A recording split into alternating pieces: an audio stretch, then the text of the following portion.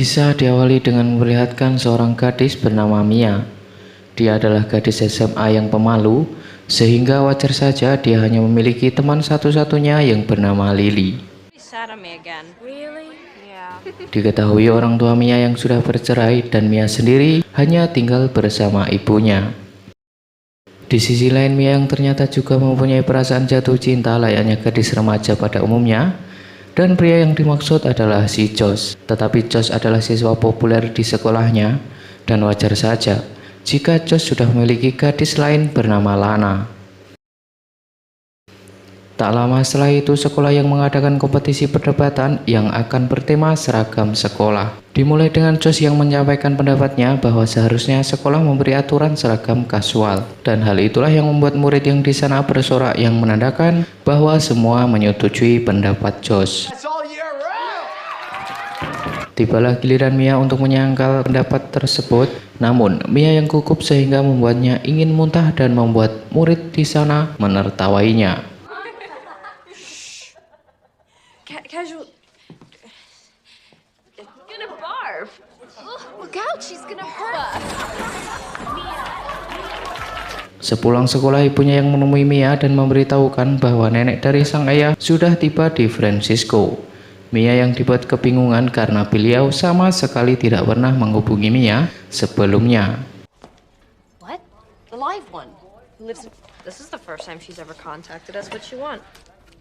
She wants to have tea. Tea? You're up to have tea. Singkat cerita, Mia yang sampai ke alamat rumah yang diberikan ibunya, Mia langsung disambut dengan hangat oleh kepala pelayan di sana dan juga diantarkan masuk ke ruang tamu. Dan saat itulah Mia yang baru pertama kalinya melihat neneknya dan mengetahui bahwa neneknya tersebut adalah ratu dari kerajaan kecil bernama Genovia. Alasan bertemu Mia tak lain adalah untuk menyampaikan kabar duka mengenai kematian putranya. Dan putranya tersebut adalah ayah dari Mia. Karena putra mahkota sudah tidak ada, maka nenek akan mewariskan Genovia sepenuhnya kepada Mia. Yang karena Mia adalah selaku pewaris yang masih tersisa. Me? Clarice Rinaldi. Your princess. Since your father died, you are... Awal-awal Mia pun belum yakin dengan apa yang dikatakan neneknya barusan. Tetapi setelah melihat sikap neneknya yang begitu serius, dia pun sangat terkejut dan masih tidak percaya bahwa dirinya adalah calon putri yang akan memiliki tanggung jawab besar atas suatu kerajaan. Neneknya pun berjanji sebelum dibawa ke Genovia untuk memimpin kerajaannya, beliau pun akan mengajarkan cara dan sikap layaknya seorang putri. You are the legal heir, the only heir to the Genovian, and eat, dress like a princess. Given time, I think you're a very pleasant place to live. Live in Genovia? Mendengar hal itu, Mia pun seketika kabur dari sana dengan alasan bahwa dia belum siap untuk hal tersebut.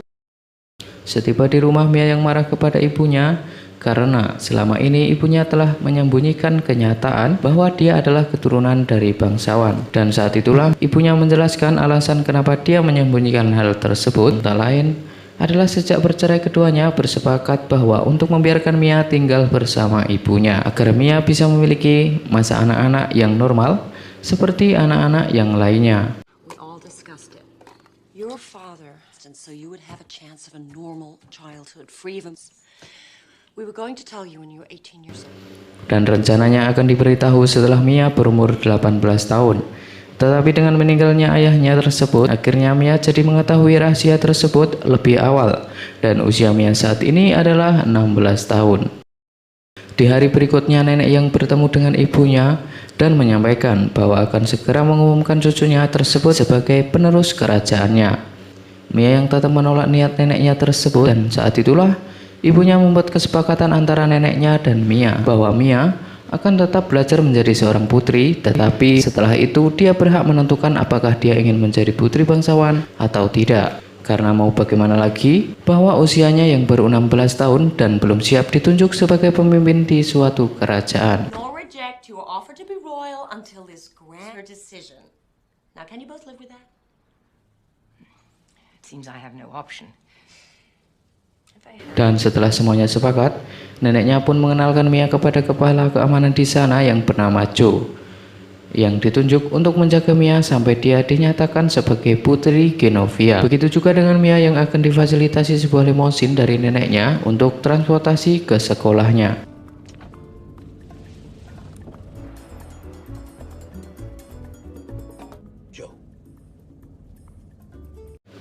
Di tengah perjalanan Mia meminta Joe untuk menjemput temannya yaitu Lily, dan hal itulah membuat Lily takjub saat Mia datang dengan mobil mewah tersebut. Sepulang sekolah, Mia pun pergi ke tempat neneknya untuk memulai pelajaran pertamanya yaitu sebagai seorang putri, dan asisten neneknya yang mencatat apa saja yang perlu dirubah dalam diri Mia. Dari penampilan dan cara bersikap yang harus dimiliki seorang putri. Marriage, obviously. Hairstyle will wear stockings, not tights. Sejak hari itu, setiap hari Mia datang untuk belajar tentang semua etikat putri kerajaan dan belajar cara berjalan, cara berduduk, cara makan, dan lain-lain. Saat itu juga nenek memanggil penata rias dan gaya rambut yang bernama Paulo untuk merubah penampilan Mia yang telah dicatatnya kemarin. Kacamata Mia pun juga harus diganti dengan lensa kotak, sehingga setelah semuanya selesai, Mia pun yang terlihat jauh berbeda dari sebelumnya. So we begin, Principessa. Like a wolf. The cucumber does not. Dan hal itulah yang membuat sang ratu terkagum-kagum dengan penampilan Mia yang saat ini.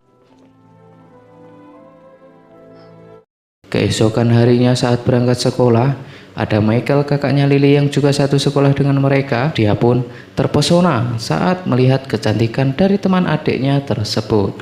Namun di sisi lain, Lily yang tidak begitu suka dengan penampilan Mia yang saat ini dan menganggap bahwa Mia merubah penampilannya demi untuk mendapatkan popularitas saja. Dan meski Mia sudah menutupi rambutnya dengan topi, Lily pun masih berkomentar terus-menerus. Hingga akhirnya Mia pun memberitahu Lily bahwa dia adalah seorang putri kerajaan dan meminta Lily untuk merahasiakan hal tersebut. But you're gonna think it's really stupid and you're gonna freak.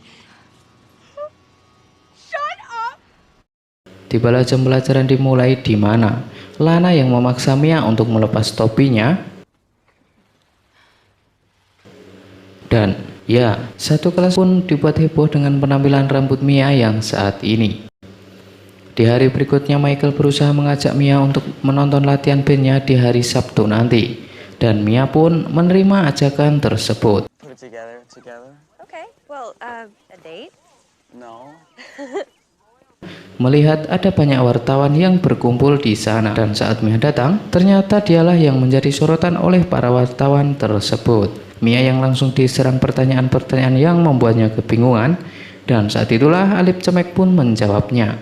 Kamu nenye, kamu bertanya-tanya. Meledak. Di saat itulah Mia langsung merobos ke dalam sekolah, dan ketika Mia sudah merasa tenang, saat itu juga nenek dan ibunya menemuinya di sekolah untuk mencari tahu siapa orang yang sudah membocorkan rahasia tersebut. Tak lama setelah itu, Joe yang membawa Paulo masuk, dan Paulo pun mengakui bahwa dialah yang mengatakan rahasia tersebut kepada media. Dan tak lain bukan untuk mendapatkan keuntungan dari hal itu, tetapi Paulo hanya ingin dunia tahu bahwa Mia yang terlihat biasa bisa secantik ini karena polesan dari Paulo. It was I who told the press about you, Principessa. But not for money, Principessa. That royalty would see one day the beauty was mine. Beberapa hari kemudian dalam suatu acara makan malam, nenek Mia yang memperkenalkan cucunya kepada bangsawan dari seluruh dunia. Awalnya makan malam pun berjalan cukup baik, tapi tiba-tiba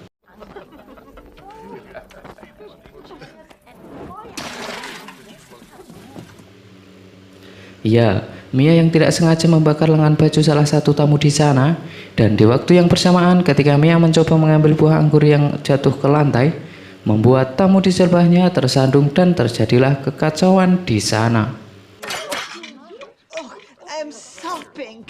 Atas semua kejadian memalukan tersebut yang membuat sang nenek selaku ratu di sana hanya bisa menutup mukanya.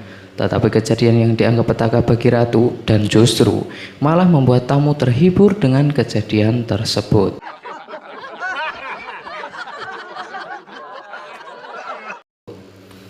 Dan di hari berikutnya Mia yang meminta maaf kepada neneknya dan dia mengira akan dimarahi, tetapi neneknya pun tidak memarahinya dan akan menghabiskan waktunya hari ini dengan cucunya sepanjang hari. Mereka yang pergi menggunakan mobil Mia yang didapatkan sebagai hadiah ulang tahun yang ke-16. Neneknya pun ikut mengunjungi tempat di mana yang biasa Mia kunjungi, memainkan semua permainan dan berfoto-foto di sana.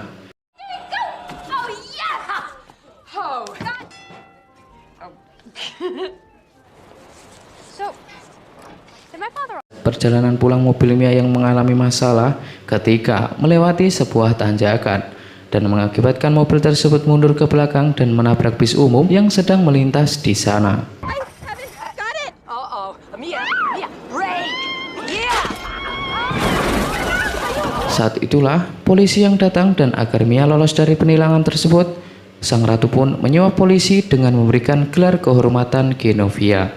Dan hal itu yang membuat Mia tidak jadi ditilang dan polisi pun mengantarkan mereka pulang. Singkat cerita, Mia yang saat ini di sekolah menjadi sangat populer sehingga dikelilingi oleh anak-anak di sana yang meminta tanda tangannya. Sehingga Lana yang suka mengganggunya pun saat ini berpura-pura menjadi bestinya di saat reporter mewawancarainya. Princess best friends. I would definitely say that. Together we get our hair done together. We even finish each other.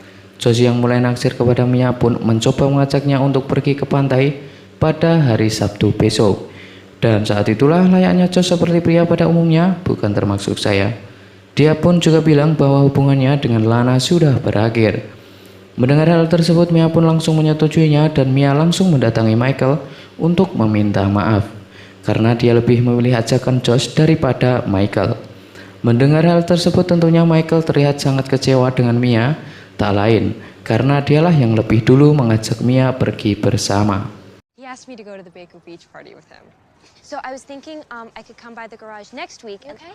Yeah, I'm fine. All right. Well, I have to go.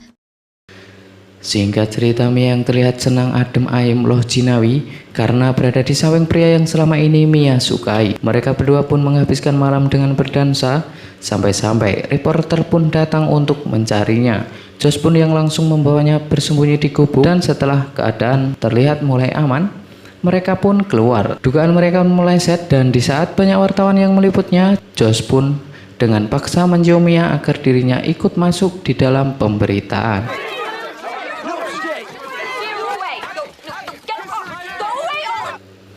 Keesokan harinya setelah kembali ke rumah, dengan perasaan malu Mia pun menangis di pelukan ibunya atas kejadian di pesta pantai tersebut. Berita tentang kelakuan sang putri menjadi trending yang membuat ratu kecewa dengan hal itu. Mia pun meminta maaf dan mengakui bahwa dirinya tidak pantas menjadi seorang putri kerajaan. I really embarrassed the family, didn't I? I think you're making a wise decision to. Meski begitu, ratu pun masih akan mengajaknya ke acara tahunan Genovia dan Mia pun diperbolehkan untuk mengajak teman sekolahnya kecuali yang bernama Josh. You're still family. Just because you don't want to be our prince planning to come, all your guests are invited, friends. Di saat dia pergi, Joe yang mencoba meyakinkan ratu agar memahami sisi usianya yang masih remaja dan Joe juga bilang kemungkinan status sosialnya yang dimiliki Mia sengaja dimanfaatkan oleh teman-temannya. Joe yang melihat dari cara menerima kritik dan meresponnya sehingga dia yakin bahwa Mia mampu bertanggung jawab sebagai pemimpin negaranya. Di sekolahnya dia juga meminta maaf kepada Lily karena telah membuat kakaknya patah hati dan sebagai permintaan maafnya Mia mengajak Lily dan juga Michael untuk pergi ke pesta acara tahunan Genovia yang akan diselenggarakan malam itu juga. Am I missing your cable show? I'm inviting you to forgive me. And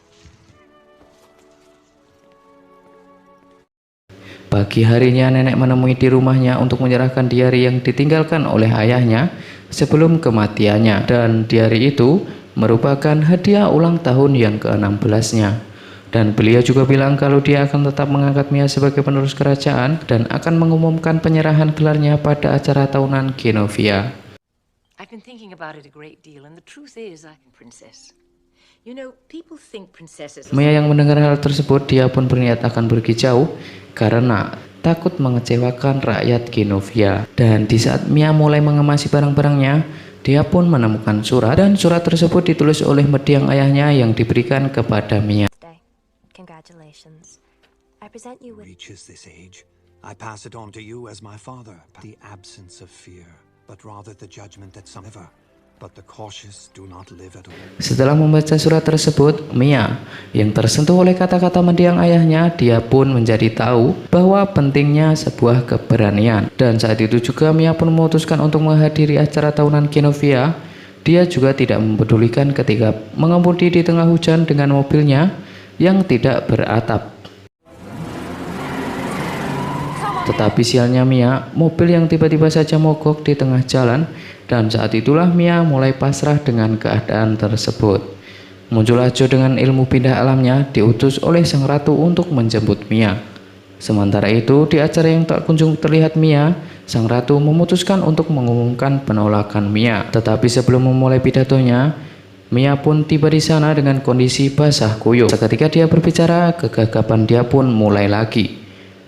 Dan Mia yang mencoba mengingat kata-kata ayahnya dan membuat mengatasi rasa takut tersebut.